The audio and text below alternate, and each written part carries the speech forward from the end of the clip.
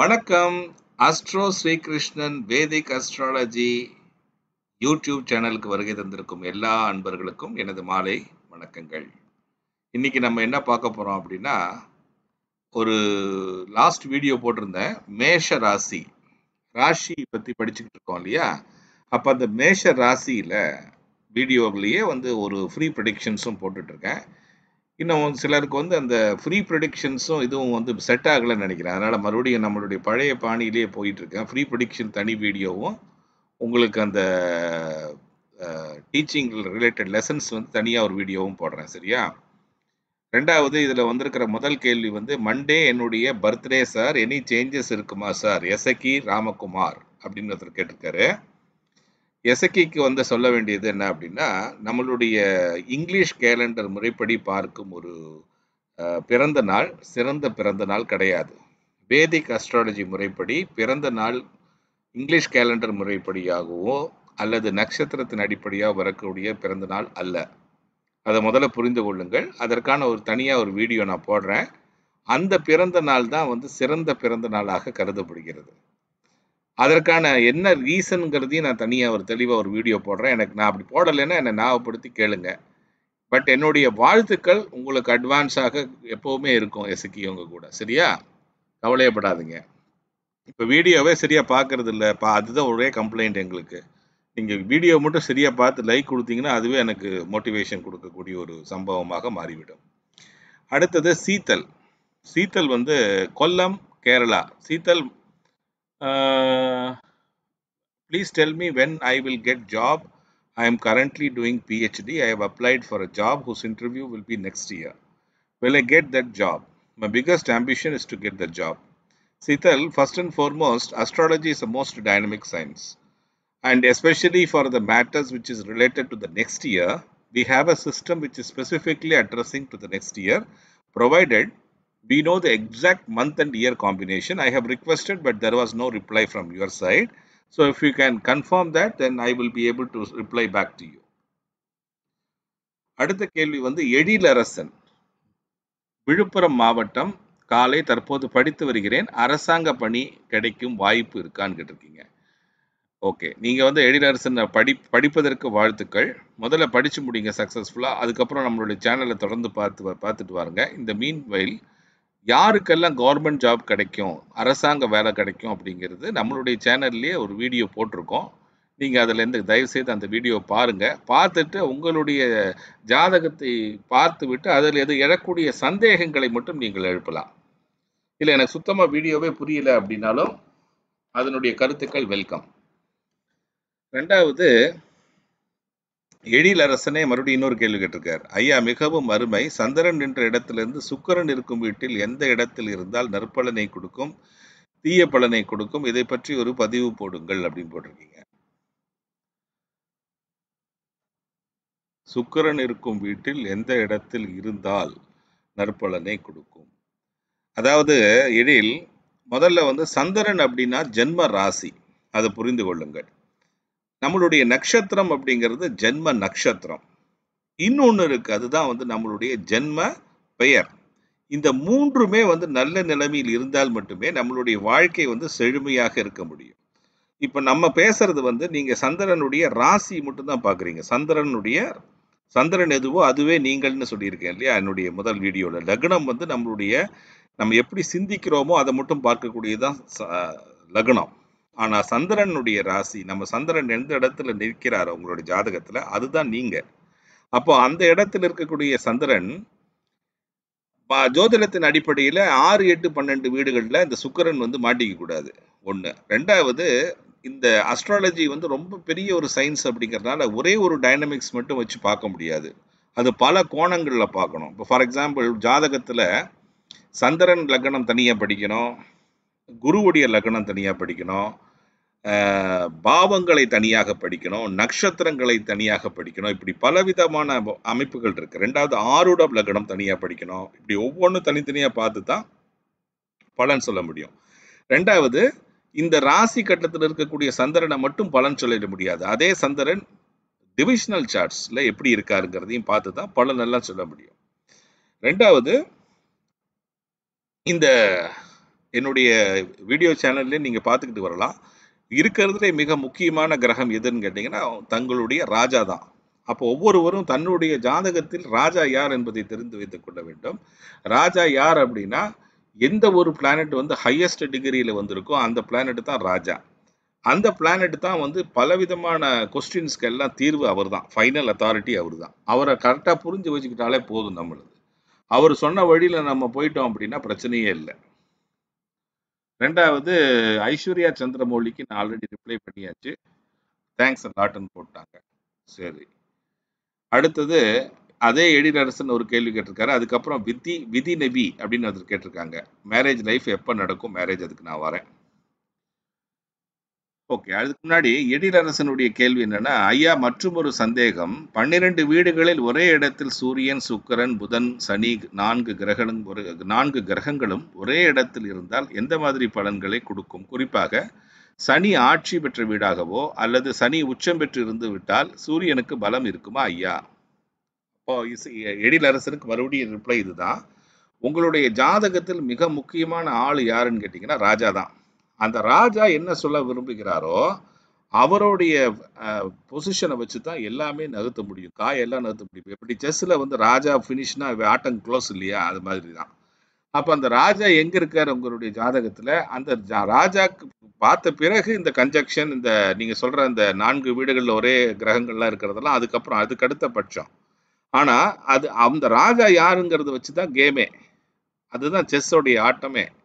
அதுதான் ஆடுபுலி ஆட்டம். அந்த ஆட்டத்துக்கு தான் பலன் ஜாஸ்தி விழுது. அதனால தான் நம்மளுடைய அக்யூரேசி எல்லாம் பார்த்தீங்கன்னா ஃபுல், அதாவது நான் சில ஃபேஸ்புக் குரூப்ல எல்லாம் போய் ப்ரெடிக்ஷன்ஸ் எல்லாம் கொடுப்பேன். அதில் பார்த்தீங்கன்னா அக்யூரேசி வந்து ரொம்ப 100% அக்யூரேசியால் பலன் சொல்ல முடியுது அப்படின்னா அதனுடைய மெயின் பர்பஸ் வந்து வேதிக் அஸ்ட்ராலஜி தான். அப்போ அதை முழுமையாக படித்து தெளிவாக இருக்கும் பட்சத்தில் மட்டுமே பலன்களை சொல்ல முடியும். அதனால ஒரே ஒரு 12 வீடுகளில் ஒரே இடத்துல சூரியன், சுக்கிரன், புதன், அது சனி கிரகங்கள்லாம், அது ஃபர்ஸ்ட் ஆஃப் ஆல் கன்ஜக்ஷனுக்கு தனியாக ரூல் இருக்கு. ரெண்டாவது கன்ஜக்ஷனுக்கு ரூல் இருக்கிறது மட்டும் இல்லாமல் ஒவ்வொரு கிரகத்துக்கும் அவர்களுடைய பொசிஷன். இப்போ எப்பவுமே தெரிந்து கொள்ளுங்கள், ஒரு வீடு வந்து ஒரு வீடு ஒருவருக்கு மட்டும்தான் சொந்தம். ஒரே வீட்டில் 4 பேர் வந்துக்கிட்டாலே பிரச்சனை தான். அப்போ ஒவ்வொரு டைப் ஆஃப் பிரச்சனை இருக்கும். சில பேருக்கு சுமூகமாக இருக்கும், சிலருக்கு வந்து அந்த வீட்டு குடி போனவங்களுடைய ஓனர் மூலியமாக பிரச்சனைகள் உருவாகும். இல்லைன்னா ஓனர்கிட்ட பிரச்சனை இல்லை, பக்கத்து வீட்டுக்காரங்க கூட சண்டையா இருக்கும். இப்படி இப்போ ஒரு கூட்டு குடித்தனம்னே போயாச்சு அப்படின்னாலே அந்த கூட்டு குடித்தனத்துல எப்பவுமே பிரச்சனைகள் அங்கங்க இருந்துட்டு தான் இருக்கும், உரசிக்கு தான் இருந்திருக்கும். அதுவும் நம்ம தனியாக இருக்கும்போது ஒன்று கிடையாது. ரெண்டாவது நம்மளுடைய வீட்டில் நம்மளே வசிக்கும் போது நம்ம தான் ராஜாவா இருப்போம். அது மாதிரி தான் கிரக நிலைகளும். ஒரு ராசி கட்டத்தில் பல கிரகங்கள் இருக்கும் இடத்தில் யாருக்கு பலம் ஜாஸ்தின்னு கேட்டிங்கன்னா அது ரொம்ப அழகாக பார்த்து தான் சொல்ல முடியுமே தவிர ஒரே ஒரு ராசி கட்டத்தில் பார்த்து மட்டும் அதனுடைய பலனை சொல்லிட முடியாது. ஓகே, அடுத்தது விதி நிவின்னு போட்டு வித்யான்னு பேரை கொடுத்துட்டாங்க. 16/11/1997 11:38 திண்டுக்கல், ரிஷபராசி, ரோஹிணி நட்சத்திரம். மேரேஜ் லைஃப் என்ன, எப்போ நடக்கும் மேரேஜ் அப்படின்னு கேட்டாங்க. முதல்ல அவங்க ஜாதகம் கரெக்டாக கொடுத்துருக்காங்களான்னு பார்ப்போம். ரிஷபராசி, ரோஹிணி நட்சத்திரம். அப்போ கரெக்டாக தான் கொடுத்துட்டாங்க. சரி, ரோஹிணியோட நட்சத்திரம் வீடியோ வரும் பாருங்க. ரிஷபராசி வீடியோ அடுத்து வந்துகிட்டு இருக்கு பாருங்க. இந்த மீன்வைல் இந்த பொண்ணுடைய ஜாதகத்தை பார்க்கும்போது இவங்க கொஞ்சம் பார்ப்பதற்கு அழகாக இருக்கக்கூடிய ஒரு பெண் என்பதை தெரிகிறது. உங்களுடைய ஜாதகத்தை பார்த்தாலே சில இதெல்லாம் வந்து தெரிந்துவிடும். இப்போ உங்களுடைய ஜாதகத்தை பார்க்கும்போது பார்ப்பதற்கு ஒரு அட்ராக்டிவ் ஃபேஸாக இருக்கக்கூடிய ஒரு ஆள் தான் நீங்கள். ரெண்டாவது வந்து உங்களுடைய ஜாதகத்தில் எடுப்பிலே வந்து தோஷங்கள் நிறைந்த ஜாதகமாக இருக்கிறது. அதில் 2 வகையான தோஷங்கள் உங்களுடைய ஜாதகத்தில் பாதிச்சிருக்கு. ஒன்று வந்து சூரியனுடைய தோஷம். சூரியன் வந்து மிகப்பெரிய ஒரு ஜெயண்ட் பிளானட். ஆக்சுவலாக நம்மளுடைய மிக முக்கியமான பிளானட்டும் அவர் தான். அவர் வந்து 8ஆம் பாவாதிபதியாகி அவரே பாதகஸ்தானத்தில் இருந்து 6ஆம் பாவாதிபதி கூட புதன் கூட போய் சேர்ந்து உட்கார்ந்துருக்காரு. எப்பவுமே திருமணத்திற்கு முன்பாக 6ஆம் பாவாதிபதி நன்றாக அமைந்து கிளியர் பண்ணி கொடுத்தாதான் பாதை வந்து கிளியர் ஆகும். அப்படி ஆகலை அப்படின்னா 6ஆம் பாவாதிபதியை கொஞ்சம் இழுத்துக்கிட்டு போறாருன்னு அர்த்தம். உங்களுடைய கேஸில் இந்த 6ஆம் பாவாதிபதி போய் என்ன பண்ணியிருக்காரு, சூரியன் கூட போய் 8ஆம் பாவாதிபதி கூட போய் கிளாஷ் போட்டு உட்கார்ந்துருக்காரு. சூரியன் வந்து ஒரு மிகப்பெரிய தோஷத்தில் மாற்றி கொண்டிருக்கிறார். இப்போ ஃபர்ஸ்ட் வந்து சூரியனுக்கான ரெமெடியை செய்து கொண்டிருக்க வேண்டும். அதனுடைய தோஷங்களை நீங்கள் நிவாரணம் செய்து விட்டீர்களா இல்லையா என்பதை பார்த்து சொல்லுங்கள். அதை பண்ணி முடித்ததுக்கு அப்புறம் தான் அடுத்த நிலைக்கே போக முடியும். ஏன்னா அது வந்து மிகப்பெரிய ஒரு தடையாக உங்களுடைய ஆருட லக்னத்திற்கு நேர் எதிர்மறையாக வீட்டுடைய டோர்லயே வந்து தடங்கல் போட்டு உட்கார்ந்திருக்காரு அவரு. அவரும் மெர்க்குரியும். அப்படி தடங்கல் போட்டு உட்கார்ந்திருக்கும் பொழுது, நம்ம அதற்கான மீனிங் என்னங்கிறது கண்டுபிடிக்கணும். இப்ப சூரியன் யாருன்னு பார்த்தீங்கன்னா, உங்களுடைய ஸ்பௌஸாக வரக்கூடியவர்களே உங்களுக்கு எதிரியாக வந்து நின்று கொண்டிருக்கிறார் ஜாதகத்துல. அப்படி இருக்கும் பொழுது, அந்த அமைப்பு என்ன பண்ணும் அப்படின்னா, அவங்களுடைய ஸ்பௌஸ் வரவங்கலாம் பார்த்தீங்கன்னா, நீங்க பார்ப்பதற்கு நான் அழகாக இருக்கிறேங்கன்னு சொன்னா கூட, ஏதோ ஒரு வகையில வந்து திருமணத்திற்கான அந்த இது வரும் வரும் பார்த்தீங்களா, அந்த சிச்சுவேஷன் வரும்போது அது ஏதோ ஒரு வகையில தடைப்பட்டு கொண்டே இருக்கும். 2வது உங்களுடைய ஜாதகத்துல அடுத்த பிரச்சனை என்னன்னு பார்த்தீங்கன்னா, உபபாத லக்னம் வந்து ரொம்பவே இம்பார்ட்டன்ட் ஒரு ஜாதகத்திற்கு. ஜாதகத்தை அனலைஸ் பண்ணும்போது 2 லக்னங்கள், ஒன்று ஆருட லக்னமும் இன்னொன்று உபபாத லக்னமும் ரொம்பவே இம்பார்ட்டன்ட். அந்த உபபாத லக்னத்தில் எந்த கிரகம் வந்து இருக்கக்கூடாதோ அந்த கிரகம் உங்களுடைய ஜாதகத்துல இருக்கிறது. 2ஆம் பாவத்துல கேத்து வந்திருக்காரு. அப்போ இந்த பாவம் வந்து என்ன பண்ணுது அப்படின்னா நிறைய தடைகளை உண்டாக்கி கொண்டிருக்கிறது. அப்போ உங்களுக்கான ஃபர்ஸ்ட் ரெமடி என்ன அப்படின்னா, இந்த உபபாத லக்னத்தில் இருக்கக்கூடிய கேது பகவானுக்கு கணபதி, அதாவது கணேசன் கணபதின்னு சொல்லுவோம் இல்லையா, பிள்ளையாருக்கு ஒரு ஒரு ஒரு நிவர்த்தி கடன் மாதிரி செஞ்சிருங்க. 2வது சனிக்கிழமை தோறும் விரதம் இருந்து வருவது உங்களுடைய திருமணத்திற்கான தடைகளை விலக்கி அதை ஃபர்ஸ்ட் நிவாரணம் செஞ்சுக்கணும். 2வது உங்களுக்கு சூரியன் மூலியமாக தோஷம்னு சொன்னதுனால உங்களுக்கு சிவாலயத்தில் அதற்கு அடுத்த ஸ்டேஜ், அதாவது ஸ்டெப் நம்பர் 2ல வந்து உங்களுக்கு அடுத்த ஒரு ரெமடி சொல்லும் பொழுது அந்த ரெமடியை நீங்கள் செய்து கொள்ள வேண்டும். அப்படி அந்த 2 ரெமடியை செஞ்சதுக்கு பிறகுதான் திருமணத்திற்கான ஒரு வழி பிறக்கும். இப்ப என்ன தசை நடக்குது அப்படின்னா, ராகுவுடைய தசை நடந்து கொண்டிருக்கிறது. ராகு தசையில் சூரியன் நடந்துகிட்டு இருக்காரு, அந்த தசை. சூரியன் தான் வந்து பிரச்சனையில மாட்டிக்கிட்டாருன்னு சொல்லிட்டேன். அப்ப சூரியன் பிரச்சனையில மாட்டிக்கொண்டு சந்திரன் வந்து அதை நேர் ஆஸ்பெக்ட் பண்றாரு 7ஆம் பார்வையாக. அப்படி பார்வை செய்யும் பொழுது இப்பொழுது தடை வந்து எப்போதிலிருந்து தடை அப்படின்னா 20/3/2020 13/2/2021 வரைக்கும் சூரியன் தான் தசை நடத்துறாரு. இந்த பீரியட்ல வந்து கல்யாணம் நடப்பதற்கான வாய்ப்பு இல்லை அப்படிங்கிறத புரிந்து கொள்ளுங்கள். ஏன்னா அவர் தான் தடையை உண்டாக்கக்கூடியவரே அவர் தான். அவரே போய் அங்கே உட்கார்ந்துருக்கும் பொழுது அதற்கான வாய்ப்பு குறைவு. 2வது அதற்கடுத்து வரக்கூடிய தசையுடைய பலனும் போய் அந்த கேத்து இருக்கிற இடத்துல தான் உட்கார்ந்து இருக்கும்படியினால அந்த கேத்துக்கு ஃபர்ஸ்ட் நிவாரணம் செய்து விட வேண்டும். 2வது அதற்கு முன்பாக சனி பகவானுடைய உபவாசத்தை தொடங்கி விட வேண்டும். சனிக்கிழமை தோறும் உபவாசம் இருந்து வருவது இந்த ஜாதகத்துக்கு மிகவும் நல்ல பலன்களை கொடுக்கும். அதை பண்ணுங்க. 2வது ஓகே, அதை முதல்ல பண்ணிக்கணும். ஏன்னா இந்த ராகு தசை வந்து உங்களுக்கு என்ன பண்ணுதுன்னா, அதாவது நிறைய பழைய ஜென்மத்தில் போன ஜென்மத்தில் செஞ்ச பாவங்களினுடைய பலன் எல்லாம் அப்படியே வருது. ஒன் பை ஒன் வந்துகிட்டு இருக்கு. அப்போ அதையெல்லாம் ஃபர்ஸ்ட் நிவாரணம் செய்து விட வேண்டும். 2வது வந்து உங்களுடைய ஜாதகத்தில் சனி பகவான் ரொம்ப மோசமாக பாதிக்கப்பட்டிருக்காரு நான் சொன்ன மாதிரி. அப்போ அந்த சனிக்கு வந்து நிவாரணத்தை நம்ம கொடுத்தே தீரணும், வேறு வழி இல்லை. அப்போ அதனால என்ன ஆகுது அப்படின்னா, உங்களுடைய ஹோப்ஸ் இருக்கும் பார்த்தீங்களா, நமக்கு இன்று திருமணம் ஆகிவிடும், உங்களுக்கு அதே மாதிரி நிறைய ட்ரீம்ஸ் வரும். இந்த மாதிரி என்னுடைய கணவன் கூட நான் இப்படி போவது வருவது, அவர் கூட இனங்களாக இருப்பது, இதெல்லாம் வந்து இப்போ இதில் வந்து சாத்தியமே இல்லாத ஒரு சூழ்நிலையில் அது பிளாக் ஆகி நிற்கிது. அப்போ அதற்கான ரெமெடியை ஃபர்ஸ்ட் செய்யக்கூடிய அந்த நிலையை கொண்டு வந்துட்டு தான் அடுத்த ஸ்டேஜுக்கு போக முடியும். அதுவும் 2வது உங்களுடைய சூரியன் வந்து மிகப்பெரிய ஒரு தோஷத்தில் மாட்டிக்கொண்டு விட்டார் என்று சொல்லும் பொழுது அதனுடைய தோஷத்தையும் நிவாரணம் செய்து கொண்டு வேண்டும். உங்களுக்கு ஆக்சுவலாக பார்த்தீங்கன்னா சூரியனுடைய டபுள் டேமேஜ் ஆயிருக்கு. எப்படி பங்க்சர் 2 பங்க்சர்னு சொல்லுவாங்க இல்லையா, ஒரு பங்க்சருக்கு பதிலாக 2 பங்க்சர், மாதிரி 2 பங்க்சர் உங்களுடைய ஜாதகத்தில். அப்படி இருக்கும் பட்சத்தில் அது ஒரு என்னங்கிறத கண்டுபிடிக்கணும்.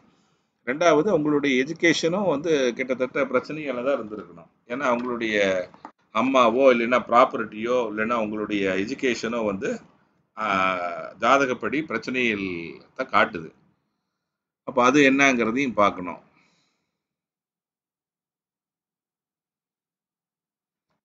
2வது உங்களுடைய ஜாதகத்தின் அடிப்படையில் உங்களுக்கு வந்து கேரியர் மூலியமான எக்ஸ்பீரியன்ஸ் வந்து பெரிய லெவலுக்கு இருக்காது. நீங்கள் கேரியர் பற்றி ஒன்றும் கேட்கல, பட் நானே வந்து சொல்லணும் இல்லையா, என்னுடைய கடமை அது. ஏன்னா அது வந்து நீங்கள் கேட்கலைனாலும் உங்களுக்கு இந்த ஜாதகம் கரெக்டாக இருந்ததுன்னா நீங்கள் அதனுடைய இதுவும் வந்து பிரச்சனை இருக்கும். 2வது உங்களுக்கு வந்து ரொம்ப வீக் மெமரி இருக்குமா. அப்போ அந்த வீக் மெமரி இருக்கிறதுனால என்ன ஆகும் அப்படின்னா, நிறைய இடத்துல வந்து மறந்து விடக்கூடிய, சீக்கிரம் மறந்துடுவீங்க. அப்போ உங்களுக்கு படிக்கும் பொழுது அதே பிரச்சனை வரும். எப்படின்னா, நம்ம படிச்சுட்டு இருக்கிறதெல்லாம் ரிட்டைன் பண்ண முடியாது உங்களுடைய மெமரியில. அப்ப படிச்சதெல்லாம் என்ன ஆகும் அப்படின்னா, நம்மளுடைய மறதி மூலியமாக எல்லாத்தையும் மறந்து கூடக்கூடிய ஒரு அமைப்பு உங்களுக்கு வேதிக் ஜோதிடத்தின் மூலியமாக காண்கிறேன். அதற்கு முன்பே வந்து இந்த ஜாதகத்த காமிச்சு, கரெக்ட்டான ஜோதிடர்கள்கிட்ட காமிச்சு, அதற்கு நிவாரணம் செஞ்சிருக்கணும். இப்ப நீங்க ஆல்ரெடி 23 வயசு ஆயிருச்சு. இனிமே என்ன நிவாரணம்? இது ஆல்ரெடி முடிஞ்சு போயிருக்கும். இப்ப படிப்பெல்லாம். பட் அந்த மாரி முன்னாடியே செஞ்சிருந்தோம்னா, இந்நேரத்துக்கு கொஞ்சம் நல்லா இருந்திருக்கும். புரியுதுங்களா? அப்போ ஒவ்வொன்னுக்கும் ஒவ்வொரு ஸ்டேஜ்ல இருக்கு. என்ன செய்யணும் அப்படின்ட்டு. இப்போ வந்து நீங்க இப்போ உங்களுடைய ஜாதகத்துல டிலே, அதாவது திருமண தடையை கொண்டு வந்து நிறுத்தியிருப்பது இந்த உபபாத லக்னத்தில் இருக்கக்கூடிய அந்த அமைப்பு தான். 2வது ப்ரொஃபஷனுக்கே போனாலும் வந்து ரொட்டீன் ஜாப் மாதிரி கிடைக்கும் உங்களுக்கு. அதாவது அரைச்ச மாவையே அரைச்சிட்டு இருக்கிற மாதிரி ஜாப். அப்ப அந்த ஜாப் வந்து நமக்கு தேவையா இல்ல வேண்டாமா அப்படிங்கிற மாதிரி ஒரு நிலைப்பாடு காணப்படும். 2வது நான் சொன்ன மாதிரி இப்ப தொழில் அமைப்புலயும் பெரிய அந்த இது இருக்காதுன்னு சொல்லிட்டேன் இல்லையா? அது உங்களுக்கு இதுல ஜாதகம் மூலியமாவே வந்து எக்ஸ்பிளைன் பண்ணிட்டேன். அதுவும் நீங்க பார்த்துக் கொள்ள வேண்டும். ஓகேவா? அப்ப இதுதான் இன்றைய கொஸ்டின் அண்ட் ஆன்சருக்கான லாஸ்ட் வீடியோல வந்த கொஸ்டின்ஸும், அதற்கான விடையும், இன்றைய வீடியோல இவங்களுடைய கேள்விகள் வந்தது. வித்யாவோட கேள்விக்கான ஆன்சரும் நான் கொடுத்து விட்டேன். அதோட எல்லாம் முடிந்து விட்டது. எல்லாருடைய பதிலும் வாங்கிட்டீங்க. தொடர்ந்து சப்ஸ்கிரைப் பண்ணுங்க, லைக் பண்ணுங்க. உங்களுக்கு வேண்டிய ஃப்ரெண்ட்ஸ், ரிலேட்டிவ்ஸ் அவங்களுக்கெல்லாம் ஹெல்ப் பண்ணுங்க. ஏன்னா நம்மளுடைய சேனலோட மோட்டிவேஷனே பார்த்தீங்கன்னா, எல்லாருக்குமே ஹெல்ப் போய் சேரணும் அப்படிங்கிறது தான். அப்போ முடிந்த அளவுக்கு உங்களாலேயே முடிந்த அளவுக்கு எல்லார்கிட்டயும் போய் நம்மளுடைய ஃப்ரெண்ட்ஸ், ரிலேட்டிவ்ஸ் யாருக்கெல்லாம் வந்து அஸ்ட்ராலஜி மூலியமாக தேவைகள் இருக்கோ, அதற்கு உங்களால முடிந்த உதவிகளை நீங்கள் செய்து வரலாம். ஓகே. நன்றி, வணக்கம்.